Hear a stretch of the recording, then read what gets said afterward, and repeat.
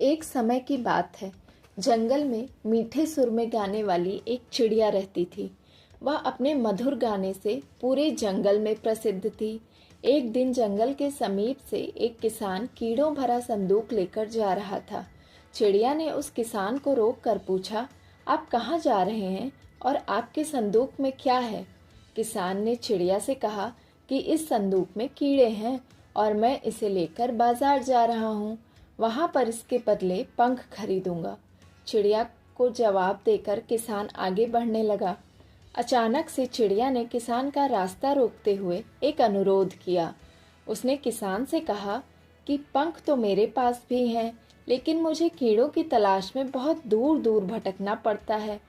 आप मेरे पंख लेकर उसके बदले में मुझे अपने कीड़े दे दो। इससे मुझे कीड़ों की तलाश में बाहर और आपको बाजार नहीं जाना पड़ेगा। किसान ने चिड़िया की बात मानकर उसे कीड़े दे दिए और बदले में चिड़िया ने अपना एक पंख तोड़कर उसे दे दिया। उस दिन के बाद से यह सिलसिला लगातार चलता रहा। एक दिन ऐसा आया कि चिड़िया के पास देने के लिए एक भी पंख नहीं बचा। अब वह इस लायक भी नहीं रह गई कि उड़कर कीड़े भी तलाश सके। पंख देने के बाद उसकी कुरूपता बहुत बढ़ गई और वह बहुत ही भद्दी दिखने लगी थी। बिना पंख के किसान भी उसे कीड़े देना बंद कर चुका था। बिना भोजन के वह धीरे धीरे एकदम से कमजोर हो गई, जिसकी वजह से अब वह अच्छा गाना भी नहीं गा सकती थी।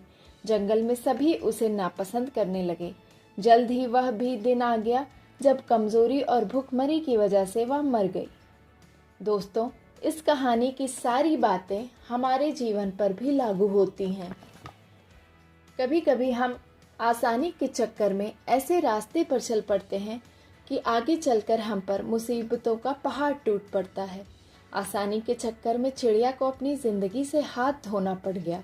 इसलिए कहा जाता है कि जिंदगी में कोई शॉर्टकट नहीं है जो आपको तुरंत सफल बना सके। बिना लालच में पड़े हमको कड़ी मेहनत से सफलता के शिखर पर पहुंचना चाहिए।